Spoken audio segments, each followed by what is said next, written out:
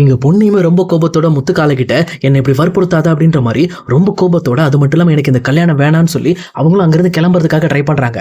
ஆனா இன்னொரு பக்கம் இங்க முத்துக்காலையுமே அது எப்படி சொல்ல உன்னை விட முடியும், கண்டிப்பா உன்னை கல்யாணம் பண்ணாம விட மாட்டேன். கிட்டத்தட்ட ஒரு வருஷத்துக்கு முன்னாடியே நான் உன்னை கல்யாணம் பண்ணிருக்க வேண்டியது, அந்த சக்தி வந்து தான் எல்லாத்தையும் கெடுத்துட்டான். இன்னைக்கு பாரு யாருமே இல்ல, எந்த ஒரு பிரச்சனையும் இல்ல, கண்டிப்பா உன்னை கல்யாணம் பண்ணிடுவான் அப்படின்ற மாதிரி இங்க முத்துக்காலையுமே மாலையை மாத்திட்டு பொன்னி கழுத்துல இருக்க அந்த தாலி அறுக்கிறதுக்காக ட்ரை பண்றாங்க.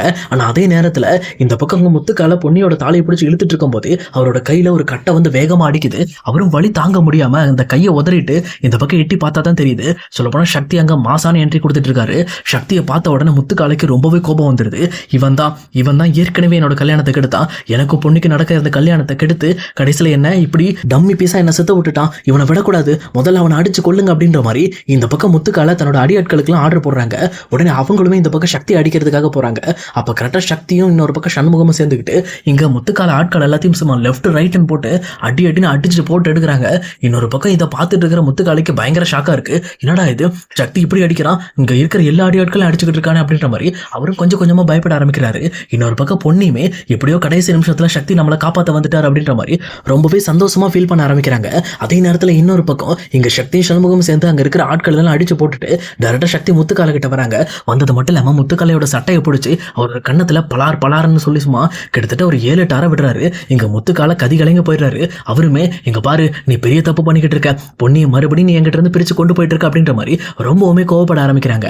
ஆனா இதை பார்த்துட்டு இருக்கிற சக்தியுமே என்னது உங்ககிட்ட இருந்து பிரிக்கிறனா, என் பொண்ணி நீ என்கிட்ட இருந்து பிரிக்க நீ ட்ரை பண்ணிருக்க, இதுக்காக உன்னை கொண்டு கூட போட்டுருவேன், பட் இருந்தாலும் இப்போதைக்கு எனக்கு இருக்கிற வேலைக்கு உன்னை எதுவும் பண்ண முடியாது, இதோட உன்னை விடுறேன், இதுக்கு மேல பொன்னி பக்கம் நீ வரவே கூடாது அப்படின்ற மாதிரி முத்துக்காலையை மிரட்டி அங்க இருந்து விட்டுட்டு இந்த பக்கம் பொன்னி கிட்ட போயிட்டு பொன்னி உனக்கு ஒன்றும் ஆகலையே அப்படின்ற மாதிரி இங்க சக்தி விசாரிக்க ஆரம்பிக்கிறாங்க. சக்தியை பார்த்த பொன்னியுமே எதுவுமே பேச முடியாம அப்படியே அமைதியா நின்றுட்டு இருக்காங்க. அப்போ பொன்னியோட மனசுக்குள்ள சக்தி எப்படி இங்க வந்தாரு, அது மட்டும் இல்லாம நான் இங்க தான் இருக்கேங்கிறது அவருக்கு எப்படி தெரிஞ்சது அப்படின்ற மாதிரி ரொம்பவுமே குழப்பத்தோட இருக்காங்க. அப்போ சக்தியுமே இங்க பாரு பொன்னி, நம்ம நிறைய விஷயங்களை பத்தி யோசிக்கிறதுக்கான டைம் இப்ப கிடையாது, நீ என் கூட வந்தே ஆகணும், என் கூட நம்ம வீட்டுக்கு வரணும், அதுவும் நம்ம ஊர்ல உனக்கு ஒரு முக்கியமான வேலை இருக்கு அப்படின்ற மாதிரி இங்க சக்தி சொல்றாங்க. ஆனா பொன்னி மறுபடியுமே சக்தி வந்து தன்னோட வீட்டுக்கு தான் கூப்பிடுறாரு அப்படின்னு சொல்லி புரிஞ்சுக்கிட்டு அவங்களுமே வந்து இங்க பாருங்க சக்தி, நான் எத்தனை டைம் சொல்றது, என்னால மறுபடியும் உங்க கூட சேர்ந்து வாழ முடியாது, என்னால அந்த வீட்டுக்கு வர முடியாது அப்படின்ற மாதிரி இங்க பொன்னி அடம்பிடிக்க ஆரம்பிக்கிறாங்க. ஆனா இன்னொரு பக்கம் சண்முகமும் பொண்ணிக்கிட்ட இங்க பாரு பொன்னி, நீ இந்த வீட்டுக்கு வந்து வாழ்றதுக்காக சக்தி கூப்பிட்ட மாதிரி எனக்கு தெரியல, அவன் ஊர்ல நடந்துட்டு இருக்க பிரச்சனையை பத்தி பேசிக்கிட்டு இருக்கான், ஊர்ல உன்னை காணும்னு சொல்லி ஒரு பயங்கர பிரச்சனை போயிட்டு இருக்கு, நீ நியூஸ் செய்தி எல்லாம் இதெல்லாம் பாக்குறியா, இதெல்லாம் பார்த்துட்டு தான் கண்டிப்பா உனக்கு தெரிஞ்சிருக்கும் அப்படின்ற மாதிரி சொல்றாங்க. ஆனா பொன்னியுமே இல்ல நான் அது எதையுமே பார்க்கல, அப்படி என்ன பிரச்சனை நடந்துட்டு இருக்கு அப்படின்ற மாதிரி கேட்கறாங்க. அப்பதான் சக்தியுமே இங்க பாரு பொன்னி, உன்னை தேடி உங்க அப்பா முத்தையா வந்துட்டாரு, அது மட்டும் இல்லாம நாங்க உன்னை ஏதோ பண்ணிட்டோம்னு நினைச்சு எங்க மேல கேஸ் கொடுத்து இப்ப அம்மாவை உள்ள தள்ளிட்டாங்க, இப்ப அம்மா ஜெயிலுக்குள்ள இருக்காங்க, அது மட்டும் இல்லாம உங்க அப்பா நீ வர்றதுக்காக அந்த கேஸை வாபஸ் வாங்க மாட்டேன்னு சொல்லி பயங்கர உறுதியோட இருக்காரு, நீ கண்டிப்பா வந்தே ஆகணும் வா அப்படின்ற மாதிரி எங்க பொண்ணியை கூப்பிட்டுட்டு கார்ல கிளம்புறாங்க. எங்க பொண்ணியுமே கார்ல போகும்போது தன்னோட அப்பாவை பத்தி யோசிக்க ஆரம்பிக்கிறாங்க. சொல்லப்போனா அவரு ரொம்ப நாளைக்கு முன்னாடி பொண்ணியை விட்டுட்டு போகும்போது உடம்பு சரியில்லாம இருந்திருக்கும், அவர் சாக போற நிலைமையில இருக்கும்போது தான் பொண்ணு பக்கத்துல இருக்கக்கூடாதுங்கிறதுக்காக தான் இப்படிப்பட்ட ஒரு முடிவு எடுத்திருப்பாரு. ஆனா அந்த சாவுல இருந்து மீண்டு வந்து மறுபடியுமே ஒரு பொண்ணியை தேடி வந்திருக்காரு அப்படிங்கறத நினைச்சு இங்க பொண்ணு ரொம்பவே சந்தோஷப்பட ஆரம்பிக்கிறாங்க. இன்னொரு பக்கம் பொன்னியை கூட்டிட்டு இங்க சண்முகமும் சக்தியும் டைரக்டா கைலாஷோட ஸ்டேஷனுக்கே போயிடுறாங்க. ஆனா அங்க போயிட்டு இந்த பக்கம் பொன்னி கார்ல இருந்து இறங்கின அடுத்த செகண்ட் நிறைய மீடியாக்காரங்க பொன்னியை சுத்திட்டு என்னாச்சு பொன்னி, நீங்க எங்க இருந்தீங்க, உங்களை எங்க கடத்தி வச்சிருந்தாங்களா, அல்ல உங்களை ரொம்ப டார்ச்சர் பண்ணிட்டு இருந்தாங்களா அப்படின்ற மாதிரி பொன்னி கிட்ட ரொம்பவே டாக்ஸிக்கான கேள்வி எல்லாம் கேட்டுட்டு இருக்காங்க. இங்க பொன்னியுமே என்ன இது இத்தனை பேர் இப்படி கேள்வி கேட்கறாங்க, ஏன் என்னாச்சு அப்படின்ற மாதிரி அவங்களும் திணறிக்கிட்டு இருக்காங்க. ஆனா அதே நேரத்துல முத்தையா இங்க பொன்னியை பார்த்துட்டு பொன்னி அப்படின்ற மாதிரி கூப்பிடுறாங்க.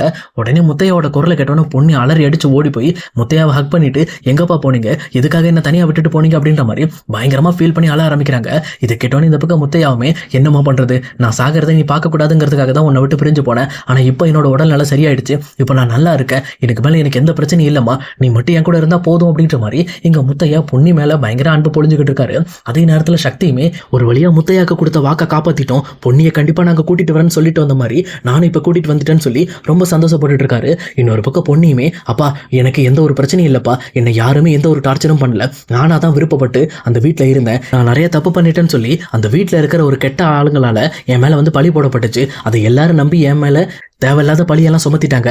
அதை நிரூபிக்கிறதுக்காக தான் நானா தான் விருப்பப்பட்டு அந்த வீட்டில் இப்படி இருந்தேன்ப்பா. நிரூபிச்சதுக்கு அப்புறம் இந்த வீட்டை விட்டு போயிடுறேன்னு சொல்லிட்டு தான் நான் அந்த வீட்டை விட்டு வெளியில வந்தேன். நான் இப்படி வெளியில கஷ்டப்படுறதுக்கும் அந்த வீட்டில் இருந்து நான் கஷ்டப்பட்டதுக்கான காரணம் அவங்க கிடையாது, அது நானே தான் அப்படின்ற மாதிரி பொன்னி சொல்றாங்க. அது மட்டும் இல்லாம ஜெயாத்த மேல கொடுத்துருக்க கேஸை மட்டும் கொஞ்சம் வாபஸ் வாங்கிருங்க அப்படின்ற மாதிரி பொன்னி சொல்றாங்க. இதை கேட்டோன்னு இங்க இன்னொரு பக்கம் சரி நான் வாபஸ் வாங்கிடுறேன் அப்படின்ட்டு அவங்களும் டைரக்டா கேஸை வாபஸ் வாங்க உள்ள போறாங்க. ஆனா இன்னொரு பக்கம் இங்க நடந்துட்டு இருக்க விஷயங்கள் எல்லாத்தையுமே பார்த்துட்டு இருக்க கைலாஷ்க்கு ரொம்பவுமே கடுப்பாகுது. சே, இந்த ஜெயாவை உள்ள தூக்கி போட்டு ஏதோ ஒன்று பண்ணிடலான்னு பார்த்தா கடைசியில் பாரு இந்த பொண்ணியை கண்டுபிடிச்சு சக்தி கூட்டிட்டு வந்துட்டான், நம்மளோட பிளான் மொத்தமும் வேஸ்டா போச்சு அப்படின்ற மாதிரி இவங்களும் வந்து ரொம்ப டென்ஷனோட யோசிச்சுட்டு இருக்காங்க. அதே நேரத்தில் இன்னொரு பக்கம் இங்க கைலாஷ் கிட்ட போயிட்டு இந்த பக்கம் வந்து முத்தையாவும் நீங்க இந்த கேஸை வாபஸ் வாங்கிடுங்க, என் பொண்ணு கிடைச்சிட்டா, என் பொண்ணு அவங்க இன்னும் டார்ச்சர்லாம் எதுவும் பண்ணலையா, என் பொண்ணு நல்லா தான் இருந்தாலாம் அப்படின்ற மாதிரி அந்த விஷயத்த சொல்றாங்க. உடனே இன்னொரு பக்கம் கைலாஷுமே சரிங்க நீங்க ஒரு பெட்டிஷன் எழுதி கொடுத்து இந்த கேஸை வாபஸ் வாங்கிக்கங்க அப்படின்ற மாதிரி சொல்லிட்டு இந்த பக்கம் அந்த கேஸையுமே வாபஸ் வாங்குறாங்க. அதே நேரம் ஜெயாவையும் ஜெயில இருந்து வெளியில கூட்டு வர்றாங்க. இங்க ஜெயா வெளியில வந்ததுக்கு அப்புறம் எங்க பொண்ணியும் இன்னொரு பக்கம் முத்தையாவும் பார்த்து பயங்கர கோபத்தோட முறைச்சுக்கிட்டு அங்கிருந்து வேக வேகமா தன்னோட வீட்டுக்கு கிளம்பி போயிடுறாங்க. ஆனா இன்னொரு பக்கம் சந்திரசேகருமே ஜெயா போற கோபத்தை பார்த்துட்டு என்ன பண்ண போறாலும் தெரியல அப்படின்ற மாதிரி அவங்க பின்னாடி எல்லாரும் போயிடுறாங்க. ஆனா சக்தி மட்டும் இங்க பொன்னிக்காக வெயிட் பண்ணிக்கிட்டு இருக்காங்க. ஏன்னா சக்தி இன்னும் நம்பிக்கிட்டு இருக்காரு பொன்னி கண்டிப்பா நம்மளை தெரிஞ்சு நம்ம வீட்டுக்கு வருவா, நம்ம கூட வாழ்வா அப்படின்ற மாதிரி நினைச்சுக்கிட்டு இருக்காங்க.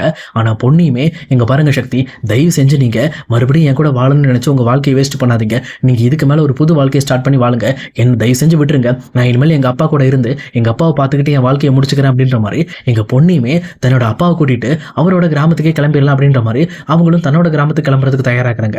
ஆனா அதே நேரம் வீட்டுக்கு போன ஜெயாவுமே ரொம்ப கோபத்தோட இந்த பக்கம் தனக்கு நடந்த அவமானங்களை நினைச்சு யோசிச்சு பார்த்துட்டு இந்த முத்தையாவும் கைலாசம் சேர்ந்து என்னை ஒரு வழி பண்ணிட்டாங்க, அது மட்டும் இல்லாமல் என் மான மரியாதை நான் எடுத்து வச்சிருந்த புகழ் எல்லாத்தையுமே கெடுத்துட்டாங்க, இவங்களை சும்மா விடக்கூடாது, இவங்க மேலே மான நஷ்ட வழக்கு கேஸ் போடணும், அது மட்டும் இல்லாமல் முத்தையா மேலேயும் கேஸ் போடணும், அவனையும் கேஸை போட்டு கோர்ட்டு கேஸுன்னு அலைய வச்சு அவனை கொண்டுடணும் அப்படின்ற மாதிரி இங்கே ஜெயா கொடூரமான முடிவு எடுக்கிறாங்க.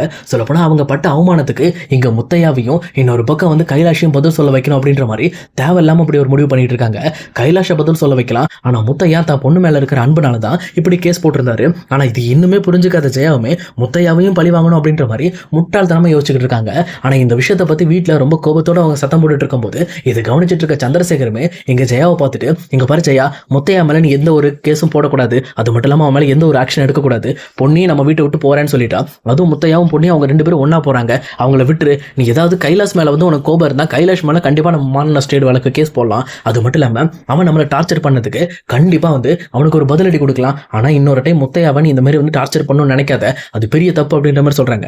ஆனா இன்னொரு பக்கம் ஜெயாபே இங்க பாருங்க, நீங்க எப்பவுமே எனக்கு சப்போர்ட் பண்ணது கிடையாது, இந்த விஷயத்துலயும் நீங்க எனக்கு சப்போர்ட் பண்ண மாட்டீங்க, அதுக்கு எனக்கு நல்லா தெரியும், ஆனா நான் விட மாட்டேன், நான் ஜெயிலுக்குள்ள இருந்து கஷ்டப்பட்ட ஒவ்வொரு நிமிஷமும் என் வாழ்க்கையோட ரொம்பவே கருப்பு தினம்னு நினைக்கிறேன், அதனால கண்டிப்பா இந்த முத்தையாவையும் சும்மா விட மாட்டேன், அது மட்டும் இல்லாம அந்த கைலாஷையும் கம்பி என்ன வைப்பேன், இதுதான் என்னோட முடிவு அப்படின்ற மாதிரி இங்க ஜெயா பயங்கரமான முடிவு எடுக்கிறாங்க. இன்னொரு பக்கம் எங்க சக்தியுமே பொண்ணு சொன்ன வார்த்தையை கேட்டுட்டு ரொம்பவே சேட் ஆகி போய் வேற வழியே இல்லாம அவருமே திரும்பி வீட்டுக்கு வராங்க.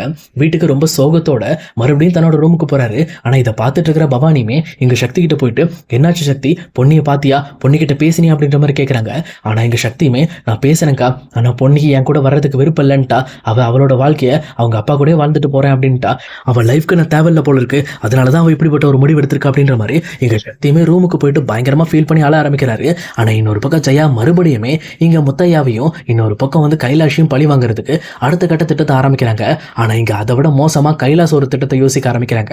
அதாவது முத்தையாவும் பொன்னியும் எப்படி இருந்தாலும் இந்த பக்கம் வந்து அவங்க ஊருக்கு தானே போறாங்க, ஆனா அங்க ஊருக்கு போறதுக்கு முன்னாடியே அவங்க ரெண்டு பேரையும் முடிச்சிடணும் அப்படின்ற மாதிரி இங்க கைலாஷ் ஒரு முக்கியமான முடிவு எடுக்கிறாரு. ஏன்னா தான் அப்பா இந்த மாதிரி ஒரு நிலைமைக்கு வர்றதுக்கான காரணமே அந்த பொன்னி தான். அந்த பொன்னியை முடிச்சுட்டு மறுபடியுமே இந்த ஜெயாவத்துக்கு உள்ள போட்டு நான் வாழ்நாள் ஃபுல்லா டார்ச்சர் பண்ணுவேன் அப்படின்ற மாதிரி அவர் ஒரு பக்கம் ஒரு மோசமான பிளானை போட்டுக்கிட்டு இருக்காரு.